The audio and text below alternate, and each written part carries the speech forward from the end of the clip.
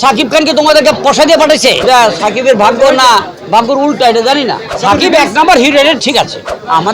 আমাদেরকে কেন বলে না, এটা ওদেরকে জিজ্ঞেস করো। কম্পিটিশনের জায়গায় এগুলো, এখানে এটা হবেই। আরে বাবা, এত সাকিব সাকিব করতেছে, সাকিবের কথা বলতে বলতে মুখে ফেনা উঠে গেছে, তুমি একদিন মারা যাবে। এই যে এতগুলো জার্নালিস্ট ইউটিউবের তোমরা ক্যামেরা নিয়ে আসছো, তোমাদেরকে বলছিল কি এখানে আসতে? বলে নাই। হ্যাঁ, তো সাকিবের ছবি খেতে যদি কেউ না যায়, এখন এরকম ইউটিউবের যদি না আসে এখানে, তো দোষটা কারো দোষ নেই। তো সাকিব ওখানে গেলে সাকিবের দেখতে যায় না, এটা সাকিবের ভাগ্য না ভাগ্যর উল্টা, এটা জানি না। সাকিব এক নাম্বার হিরো, এটা ঠিক আছে।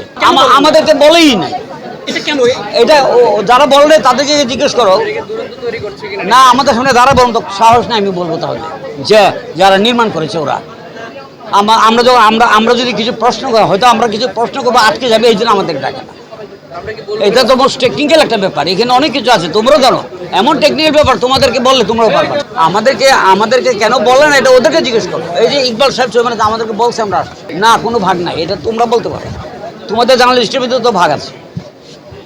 তুমি একটা নিউজ করলে আর নিউজ করতে কিছুই বোঝে না, বলে না, তাহলে সবখানেই আছে। কম্পিটিশনের জায়গা এগুলো, এখানে এটা হবেই। আরে বাবা, এত সাকিব সাকিব করতেছে কেন? আরেকজনের কথা জিজ্ঞেস করো। সাকিব খানকে তোমাদেরকে পয়সা দিয়ে পাঠাইছে, তোমাদের না, তোমাকে কেন বারবার সাকিবের কথা বলতেছে? ছবি দেখতে আসছি, সাকিবের কথা বলতে বলতে মুখে ফেনা উঠে গেছে। আর কত?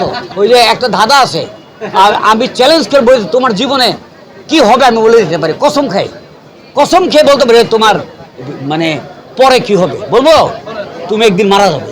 নিয়ে যাক, তুফানের ডিমান্ড আছে, তুফান চললে আমার হলের মধ্যে স্টাফ স্যালারি টালারি আমার লাভ হবে। এত তো হল মালিকরা আমাদের একটা ছবি নিচ্ছে, এটা তো আমাদের খুশি। এবার সাকিব হোক আর যেই, আমাদের ছবি তো নিচ্ছে, তাই না? এখানে তো আমাদের রাগের কিছু নাই।